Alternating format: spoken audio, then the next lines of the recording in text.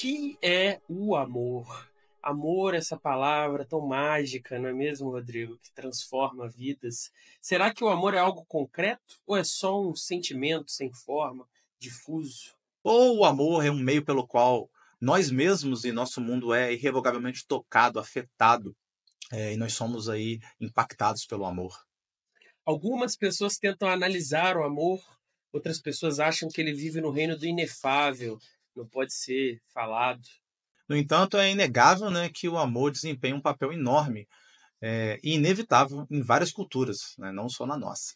Exatamente. O amor é discutido em músicas, em filmes, em poemas, peças de teatro, é discutido em romances, em comédias, discutido de várias formas. E também é um tema muito presente tanto na vida adulta, né, quanto na juventude. Na juventude, então, ele tem mais cores ainda, é mais vibrante, mais pós-moderno. Exatamente. E filosoficamente, o amor já foi tema de discussão desde lá da antiguidade, desde lá dos inícios da filosofia, e foi também discutido posteriormente, começando com desde teorias materialistas, né, que definiam o amor como uma coisa puramente física. Uma espécie de impulso animal, ou quem sabe genético, né, que dita nosso comportamento, que dita a forma biologicamente como a gente reage, quimicamente como a gente reage, então, respiratoriamente como a gente reage. Então, de alguma maneira, seria uma inclinação inescapável natural.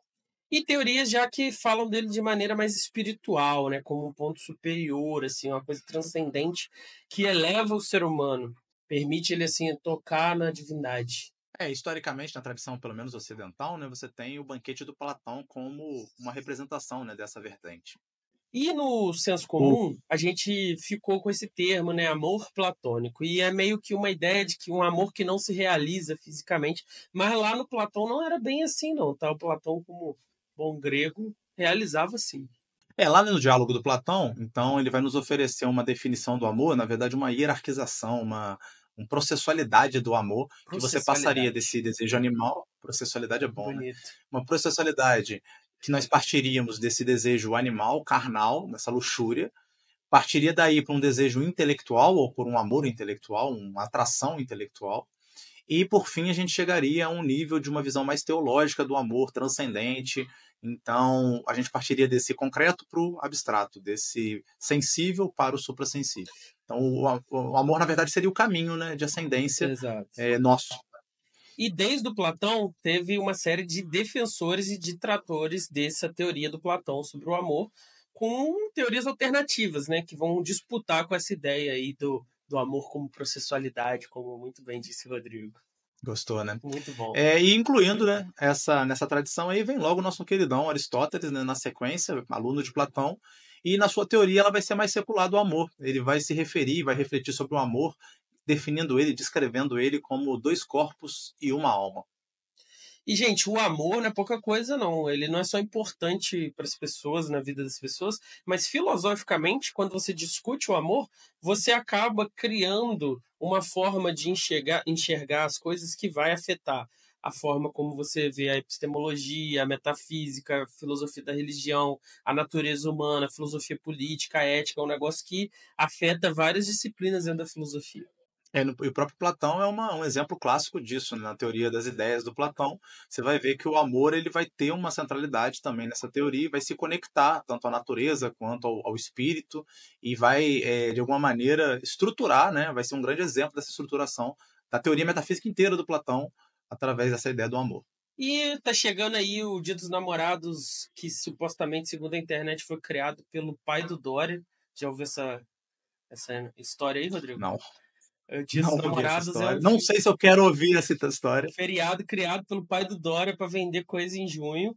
E porque no resto do mundo, o dia que é celebrado é o dia de São Valentim, que é acho que em fevereiro, janeiro ou fevereiro. Uhum. Então, tipo assim, só no Brasil que é isso aí. Dizem, a gente tá aqui, zero compromisso com a verdade, dizem aí na internet que é o pai do Dória que criou. Para celebrar o feriado do pai do Dória, porque o Dória, coitado, já perdeu aí Fantástico. presidência, governo, né? A gente tem que fazer alguma coisa por ele. A gente vai falar do amor, um passeio rápido, principais ideias, o que, que poderia ser o amor, o que, que não poderia. E esse romântico que vos fala é Pedro Cortá. Eu sou o Rodrigo R. de Carvalho e começa mais um Não Precisa Copiar. Esse vídeo, queridos espectadores, foi feito com o apoio de Sabiá Registros de Marcas. Então, se você tem uma marca, quer proteger ela, quer garantir a sua propriedade sobre ela, entre em contato com esse número, com esse link que está aqui na descrição do nosso vídeo e fala com eles que eles vão fazer todo o processo para vocês, igual eles estão fazendo para Não Precisa Copiar, certo? Exatamente. Proteja sua marca. Siga e entre em contato com o Sabiá. A discussão filosófica, né, sobre o amor, ela, claro que vai começar na definição, né? Os filósofos adoram conceituar, definir. Então, o que seria a definição do amor ou as definições do amor? E aí, encontrar essa essência do amor e descrever ela através de uma definição é algo que alguém poderia contestar. Alguém poderia falar: não, o amor é algo completamente irracional, não pode ser descrito, não pode ser falado, é algo que só pode ser sentido. Para esses críticos, então, o amor, ele na verdade é uma explosão de emoções, né, que desafiam até mesmo o exame racional. Então, seria aquela vibe de você contrapor razão e emoção. E eu não sei se vai ser uma daquelas coisas que o pessoal fala, né? Mas tem aquelas conversas que não existe, só existe saudade no português, entendeu? Já ouviu essas conversas? Mas Não, já o ouvi essas conversas, não. Dizem que a palavra não existe no inglês, é Exato, sentir mas falta. Então, não é, sentir falta, não é, eu sinto falta de um picolé de não é limão. bem assim, não é Não bem sinto assim. saudade. Não é bem Tem assim? saudade em outras línguas. Só que, de acordo com Hum. o artigo que eu li para fazer esse roteiro, algumas línguas não têm o conceito de amor, tem o conceito de gostar apenas. Então, você não poderia nem discutir esse sentimento de amor. Olha que curioso nessas línguas, O que não é o caso do português, né? né? Um pouco. Maravilhosamente, essa língua, né? A língua de Camões. Se ele pôde dizer que o amor é o fogo que arde sem se ver, então nós podemos pensar no conceito, na filologia do amor aí. Vamos dar um abraço para o Fábio Fortes aí, nosso Grande Fábio. professor de letras. Deve ter uma filologia lá do grego, do latim e de todas as línguas possíveis É, para falar de amor. Eu fiz 6 semestres de grego, não me arriscaria a fazer uma etimologia do latim aqui, mas, de maneira geral, a palavra amor vem do latim, eu não sei qual a palavra, mas tanto no português quanto no latim, ela tem uma definição muito ampla. Você vai ver as definições assim, é uma coisa muito genérica, muito ampla, e por ser ampla não tem precisão, né? Então a gente não sabe se a gente está falando do que a gente quer falar. E aí, só porque você aí é putinha dos gregos, você colocou aqui no roteiro que a gente tem que então migrar para os gregos, né, para você poder gastar o seu grego de 6 períodos que Claro, você a gente fez, tem que jogar, a gente tem que jogar através, no né, terreno que a gente conhece. não faz sentido, faz sentido. Então, nos termos gregos, os gregos têm 3 termos para a palavra amor, que é o eros, filia e ágape. Ágape todo mundo deve conhecer por causa do livro do Do Padre Padre Marcelo. Marcelo Rossi, né? Exatamente. Então são 3 conceitos de amor, a gente vai ter que analisar esses 3 aí para entender o que é o amor. Então, o termo eros, no grego erastai, ele é usado para se referir àquela parte do amor que constitui o desejo apaixonado. Então, é aquele sentimento intenso de desejo. Muitas vezes esse sentimento ele é confundido, né? Ele é confundido não, ele é meio que idêntico ao desejo sexual, né? Então daí vem a palavra moderna, né? Erótico, né? O erótico vem de eros, que é esse tipo específico de desejo grego. Exatamente. Só que, como a gente viu aqui com o Rodrigo agora há pouco, nos escritos de Platão, esse Eros, ele era um desejo que poderia não se apontar só para o sexo. Inclusive, lá no banquete, a discussão é essa, que quem usa o Eros só para o desejo sexual está meio equivocado, mas poderia se apontar para uma beleza transcendental, para algo que vai além da mera carne.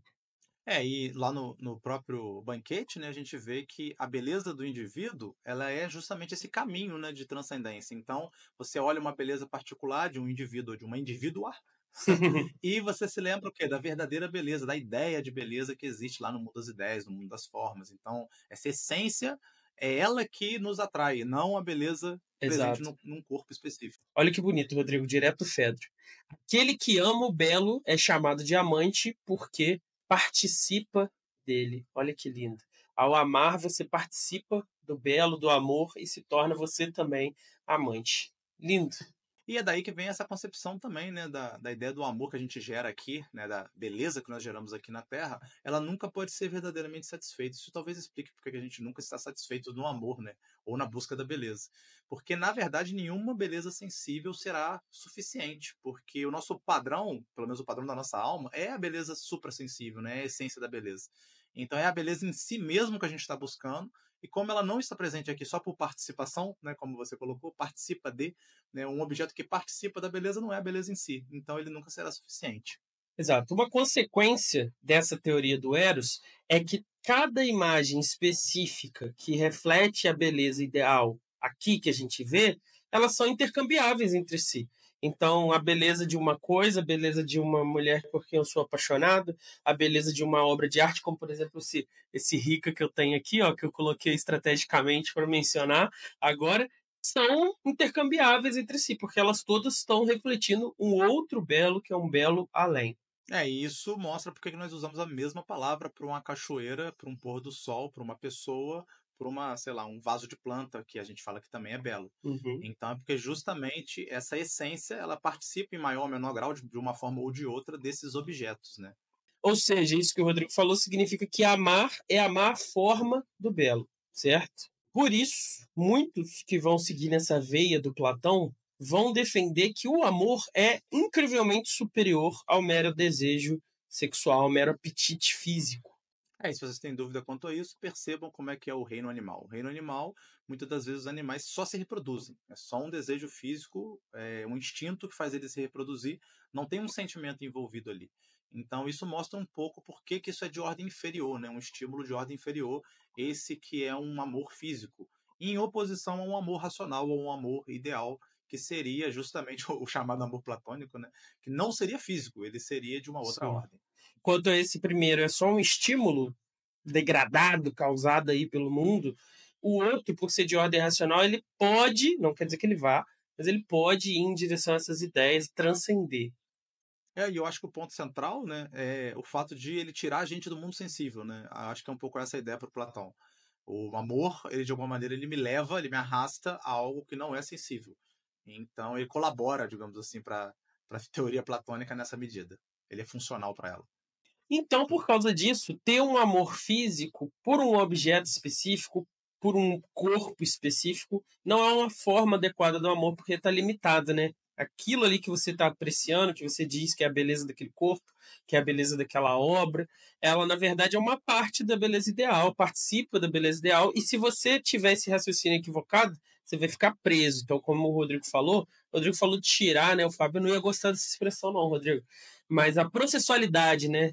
Aquela beleza ali que você está apreciando naquele corpo daquela pessoa, ela tem que te apontar para o horizonte do belo ideal. Isso que é o negócio. Esse pessoal da linguagem é insuportável, né? Ela tá me levando processualmente para fora do sensível, mas tirar não pode. Tirar é muito agressivo, tirar é muito impetuoso, né? Sim. Fantástico.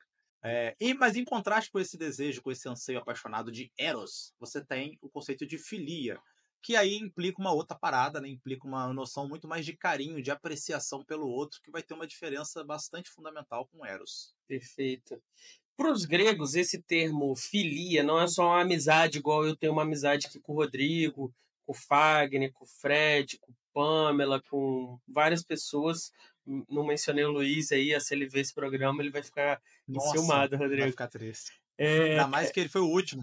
foi o último, Uma lembrança tardia, uma lembrança na hora tardia. sadia. Não é uma amizade sem alguém que eu conheci na faculdade, passei uns perrengues, curti, morei junto, não. É também uma lealdade à sua família, à sua polis. Então, essa amizade, ela constitui esse tecido político, esse tecido aí do seu posicionamento em relação à cidade, às pessoas, seu trabalho, sua disciplina. Não é só uma relação afetuosa, certo? Na coletividade, né? O que o Isso, Pedro tá isso, falando é a vibe ética nicômaco do Aristóteles, né? É uma isso. ideia, eu passei para meus alunos esses dias essa aula, né? A amizade, que é um pouco essa questão da filia do Aristóteles, eu acho que deve ter alguma relação direta com a amizade, que é a ideia de você ter objetivos coletivos. E aí você se identifica coletivamente com aquele corpo político e Isso. você, de alguma maneira, tem sentimentos por isso, né? Por esse corpo político. Isso seria a filia. Você quer que as coisas deem certo para essas pessoas. No caso lá, o Jones Manuel está no 17º Congresso Extraordinário do Partido Comunista, que ele se identifica com o Partido Comunista e ele quer que a causa revolucionária dê certo. Eu não sou comunista, apesar de ter uma filia pelo Jones Manuel, gosto muito dos vídeos dele, e aí eu não me identifico com aquele projeto. É exatamente isso E que o às Rodrigo vezes falou. essa Filias quase passa a Eros, né? Fala aí. E aí o Aristóteles traça a seguinte distinção. Ou você tem essa filia porque essa amizade com outra pessoa é útil, como é o caso de um contato comercial ou de uma parceria que você tem, igual a gente tem com o Fred, que o canal dele cresce. A gente fica sustentando essa amizade com o Fred para ver se ele leva a gente pro canal dele. Algum dia ele leva o nosso canal também. Outro dia ele fez o vídeo falando 5 lugares para você começar a estudar filosofia, ouvinte. E ele não lembrou do Não Precisa Copiar. Um canalho, Fred. Ele fez um outro de epistemologia que ele não citou os próprios programas que ele participou ativamente. Que ele tem uma série de epistemologia que não precisa copiar. Excelente. Essa é a nossa amizade interessada no Fred. E o outro tipo de amizade que Aristóteles pontua é essa amizade onde você valoriza o caráter da outra pessoa. Então, como aquela pessoa é virtuosa, ela gera em você um sentimento agradável, e não é porque é útil esse contato, mas porque tem esse reconhecimento do caráter.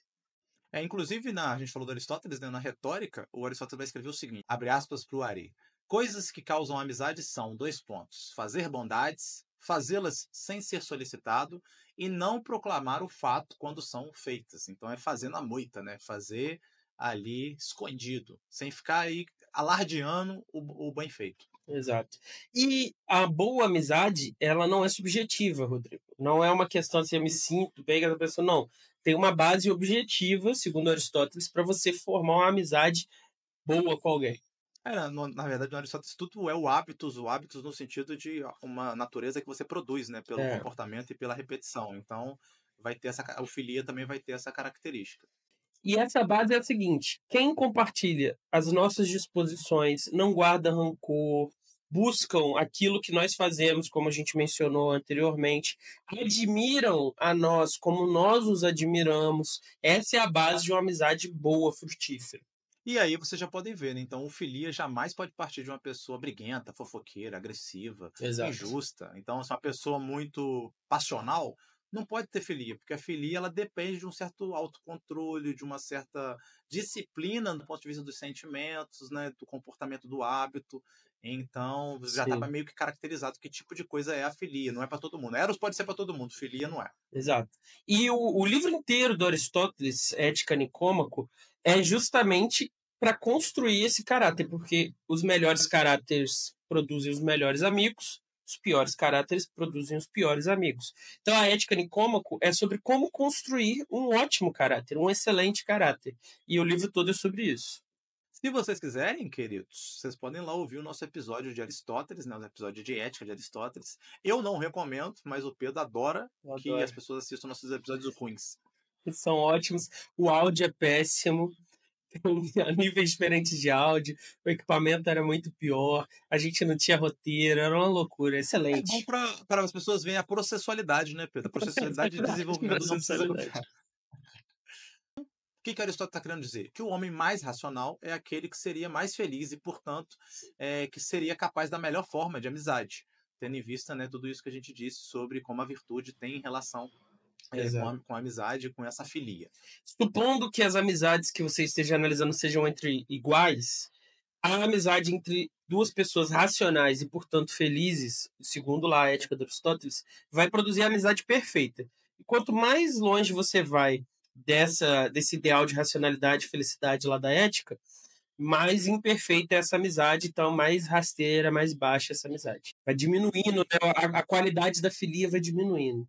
Então, e fica claro, então, que o Aristóteles é meio que o inimigo do sentimento, né? Quanto mais sentimento, pior fica a qualidade. Exatamente. Quanto mais racionalidade, melhor fica a qualidade da filia. Então, ele é aí um racionalista, não podemos usar esse termo, que é uma... Como é que é quando a gente usa um conceito para trás? Anacronismo. Um anacronismo, mas aqui eu acho que, para simplificar para vocês, o ponto é esse. Se tiver muito sentimento, em tese, você vai cair no Eros e não vai praticar filia. Filia é um amor mais racional, por assim dizer. Isso aí que o Rodrigo falou de cair pro Eros, não precisa ser o prazer sexual, não.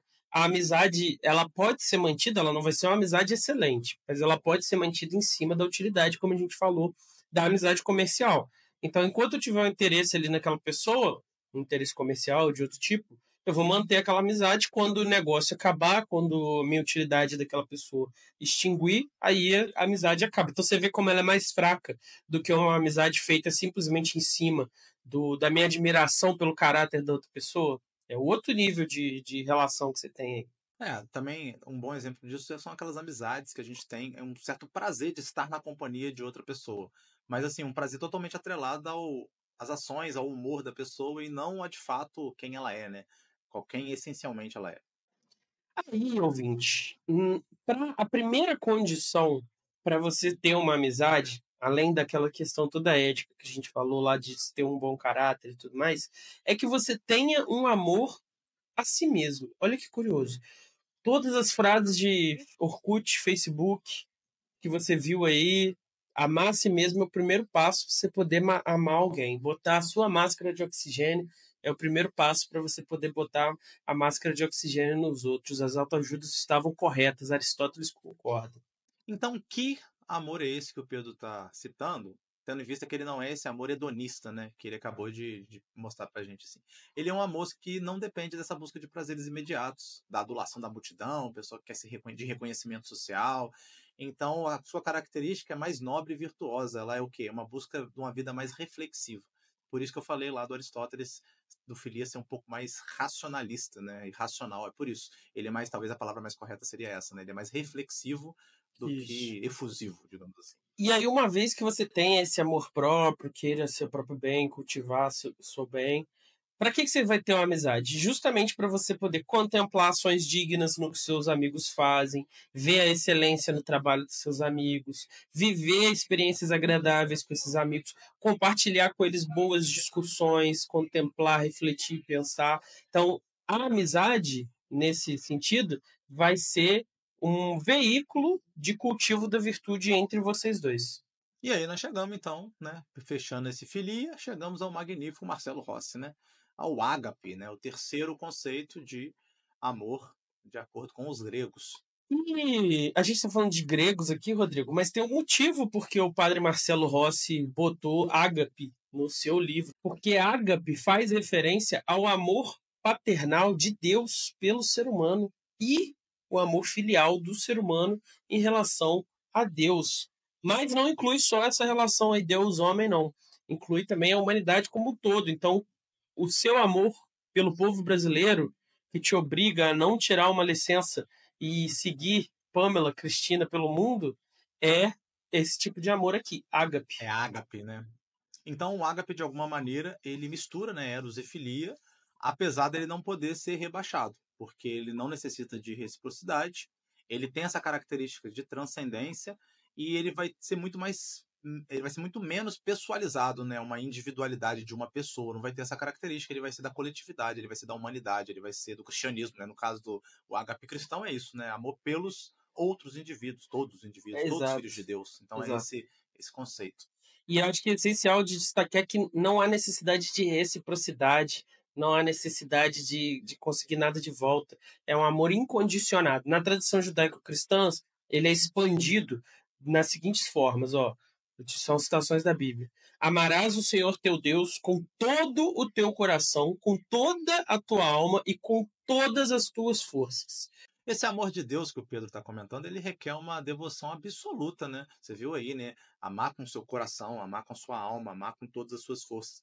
Isso lembra bastante o amor platônico, porque ao mesmo tempo que você ama, você não tem o objeto. Então tem esse distanciamento, né, Exato. idealístico entre o amor e o seu objeto de amor, que no caso aqui é Deus. E o leitor, digamos assim, mais famoso, né, do Platão cristão, que é Santo Agostinho, e mais famoso platonista também, ele faz exatamente essa conexão que envolve essa paixão erótica, essa admiração, esse desejo que transcende essas preocupações, esses obstáculos terrenos, que vai de encontro a esse ideal que seria Deus. O Tomás de Aquino também falou dessa relação do amor. Só que, diferente do Agostinho, que tinha essa base mais platônica, a base do Tomás de Aquino é aristotélica. Então, qual que é o barato na teoria do amor do Aristóteles, aquela coisa da filia? A gente precisa do amigo que seja racional e bom caráter. Quanto mais racional, mais bom caráter, melhor a minha Melhor relação amigo. e melhor eu me torno. Ué, Deus é o cara mais racional de todos. Ele é o suma inteligência. Deus também é o cara mais bom caráter de todos. Ele é o sumo bem. Então, a melhor pessoa do cosmos para você ter uma amizade é Deus, porque vai ser a amizade que melhor vai te tornar. Então, esse era o raciocínio do Tomás de Aquino, por isso que ele está na sua mente. E agora eu lembrei aqui, né, no Agostinho também vai ter, né, a definição filosofia como amor ao conhecimento. Deus é o sumo conhecimento, então amar a Deus. Então também Exato. tem essa mesma lógica, apesar dos conteúdos descritivos serem diferentes. Esse mandamento universalista, amar ao próximo como a ti mesmo, ele é um pouquinho diferente, né? Porque no primeiro caso ali de amar a Deus é um objeto, é um amor sem objeto concreto. No caso desse mandamento, você também está se referindo ao sujeito, de fato eu, você, e as pessoas que estão nos rodeando. Então, se eu tenho aqui uma sociedade com o Rodrigo, trabalho lá na escola, tenho meus alunos, são essas pessoas que têm que ser amadas como a mim mesmo, certo? Espero que você esteja entendendo, então, a lógica por trás desse ágape, né? Então, tem um tipo de reciprocidade mútua. Então, você tem que se amar e se amar daquela maneira racional. E se amando de maneira racional, se respeitando de maneira racional, você se torna capaz e se torna um bom amigo para amar o todo da humanidade e a coletividade. Então tem essa relação. Se você se amar de maneira errada, eros, você será um mau amigo e, portanto, você terá um tipo de. Não chegará a ágape, porque você não conseguirá fazer esse exercício abstrato de amar os outros, a coletividade, como você deveria. E essa base do amor próprio que está nesse mandamento, ela gera toda uma discussão que é muito importante, especialmente para esses pensadores da filosofia cristã. Só que aí você tem uma discussão de quão necessário é esse amor próprio para esse amor interpessoal, que não é o meu amor por mim mesmo, o meu amor pelas outras pessoas, que vai desde a discussão do egoísmo, da autoglorificação, até essa discussão de como eu poderia amar outra pessoa baseando no amor que eu tenho por mim. O Santo Agostinho, inclusive, ele vai renunciar ao debate e vai afirmar logo que nenhum mandamento é necessário para que um homem ame a si mesmo. Igual aqueles argumentos apodíticos, né, Rodrigo, que a gente às vezes menciona, a lógica do é melhor dar do que receber é um universalismo óbvio que dentro do ágape significa que para eu amar, eu preciso primeiro invocar um alguém. Essa invocação do alguém inverte a lógica da amizade do Aristóteles e coloca a responsabilidade do cristão no amar e em estender o seu amor para as outras pessoas. Então inverte completamente a lógica. Agora a minha responsabilidade é amar as outras pessoas e não a das outras pessoas estarem de acordo com a minha amizade e a gente ter uma relação em cima disso. Não, eu preciso primeiro amar para depois poder construir qualquer coisa em cima disso. E é bastante igualitário, né, esse amor. Isso aí tem uma das características muito fortes do cristianismo, talvez porque ele ficou tão popular, né, que o Código Cristão diz, inclusive, para amar os inimigos, né? Então esse amor ele é irrestrito e ele não pode ser aplicado a uma pessoa e não a outra, a um grupo e não a outro, a uma religião e não a outra. Você tem que amar, inclusive, os não cristãos. Então o princípio é universalista num nível extremo, né, digamos assim. Sim. Esse amor que está colocado aqui, ele não leva em consideração a perfeição das pessoas, não leva em consideração o melhor caráter, esse elemento aristocrático da amizade do Aristóteles. Não, todo mundo tem que ser amado. Não existe essa ideia de merecer ser amado. Ágape encontra, então, eco, né, nos direitos humanos, na ética de Kant, na ética de Kierkegaard. Ele afirma a importância moral de dar respeito ao outro, de amar de maneira imparcial a outra pessoa, como um ser humano no abstrato, né, sem que você crie nenhum outros critérios para esse amor ser merecido ou não ser merecido, ser desejado ou não ser desejado. E aí vai vir esse debate justamente. Será que todo mundo merece amor? Será que Hitler merece amor? Será que os piores desgraçados do universo, os maiores crápulas que existiram na face da Terra, merecem ser amados? Se não é todo mundo, quem? Por que, que essas pessoas que merecem ser amados merecem? Os primeiros cristãos, eles perguntavam, né, se esse princípio valia para todo mundo de maneira universal, como a gente citou agora, ou se só para os discípulos de Cristo. Então, se isso seria restrito à sua religião, àquela religião, ou não. E nesse debate, quem venceram foram os imparcialistas, né? Então, a humanidade do próximo precisa ser a condição primária do amor e não as ações dele. Tem um cara que eu vi esses dias o vídeo, chama Keith. Ele é um pregador cristão, ele vai lá nas universidades dos Estados Unidos e ele estava contando uma história de que ele foi pregar na cadeia, Rodrigo, e ele foi conversar com um estuprador, pedófilo, abusador, desgraçado, assim, matou várias pessoas, fez coisas terríveis. E quando ele saiu dali, ele foi pregar para os outros presos, que eram crimes mais leves. E esses outros presos ficaram assim, horrorizados. Né? Como é que você está conversando com esse cara? Como é que você está dando trela para esse cara, ouvindo os lamentos dele? Ele machucou dezenas de crianças, não sei o quê. E a resposta do Keith foi uma resposta imparcialista. Aquele cara ali, ele pode ser um monstro pelas coisas que ele fez, mas por design ele é um ser humano. E sendo um ser humano, ele merece o amor no momento que Jesus morreu na cruz. Então vale para todo mundo. Aí a vibe dos dualistas metafísicos, né? Eu amo a alma, que você chamou de design, né? Em vez do corpo e das ações e da história e do que aconteceu. Então, a cláusula de escape desse imparcialismo é essa. Então, eu amo o gênero humano. Você sendo participante do gênero humano, você é amado também por participação. Exato. E irrelevante o que você praticou ou não praticou. Isso também foi um escape útil de alguns momentos, porque você pode pensar assim, Rodrigo, olha, eu amo a alma do Rodrigo, mas se o corpo do Rodrigo fez merda, eu vou punir o corpo do Rodrigo aqui na Terra, e a alma do Rodrigo Funciona, está né? amada, entendeu? Está devidamente amada, mas o corpo do Rodrigo eu vou mortificar pelas merdas que ele fez. Então, vocês conseguem ver como a relação muda, se eu amo mais a alma do que esse corpo. Inclusive, várias religiões têm essa prática, né, de punição do corpo para a purificação da alma. Então, eu acho que isso aí está bastante coerente com essas tradições. Muitas tradições, não é só algumas tradições cristãs, né, tem essa noção do você faz o bagulho no corpo para ter um reflexo na sua alma. Sim. Para os pacifistas cristãos, aquela galera do dar a outra face, a agressão e a violência ela implica a esperança de que o agressor eventualmente aprenda, compreenda, tentando se aproximar dos valores superiores, da paz, do perdão, do amor pela humanidade, ele se regenere, digamos assim, né? Os kardecistas também gostam muito dessa concepção, né? Você vem aqui na vida, você tem várias tentativas e para tentar upar o seu espírito, né? Ganhar experiência para o seu espírito evoluir de nível, poder distribuir os pontuações em estratégia, em força e Exato. agilidade para na próxima encarnação você vir um pouquinho melhor.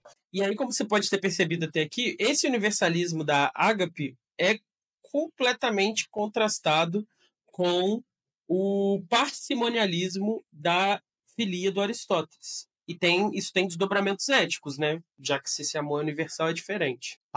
O que você falou? Parcimilismo? Que porra é Parcialismo, essa? parcialismo. É que a ágape, ela traz a ideia de uma igualdade radical no amor, né? E o que eu chamo de parcialismo? Essa parcialidade que o Aristóteles coloca, já que ele defende que tem níveis diferentes de amor e afeição para relações diferentes. Então, uma relação de amizade com alguém mais perfeito eticamente é melhor do que uma relação de amizade com alguém mais imperfeito eticamente. A ágape não tem isso. É o contrário que o Keith lá exemplificou. Se o cara é um facínora, eu vou amar ele pela humanidade dele. Igualmente, entendi, faz sentido. Tomás de Aquino dessa vez, hein, Rodrigo? Tinha que ter deixado essa fala para você.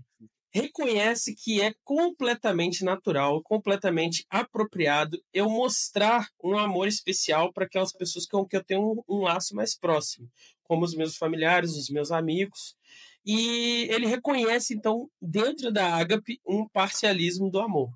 Bom, deixa eu ver se eu entendi então. Então, a minha relação com você, que eu conheço há 12 anos, vai ser uma relação diferente da do Luiz, que eu conheço há uns 10 ou 8 só. Uhum. Seria isso. Uhum. Então, dependendo do grau de intimidade, a nossa amizade vai ter maior ou menor intensidade, maior ou menor força, maior ou menor características aí de filia. Sim, mas veja só, essa inclinação que você tem de amar mais a Pamela, com quem você convive, amar mais seus amigos que você já conhece há mais tempo, ela existe, ela é intensa, ela tá aí, mas o Tomás de Aquino não exclui a universalidade da ágape. Então, qual que é o elemento que ele coloca? O elemento da caridade, que é esse amor para todos, sem exceção, que você vai estender para todos na forma da caridade. Não precisa ser você dar esmola para uma pessoa, não. É só a forma de colocar. Uhum. Esse amor universal é diferente dessa relação que você tem com seus amigos. Não, ele, ele tentou fazer uma síntese entre os Isso, dois, né?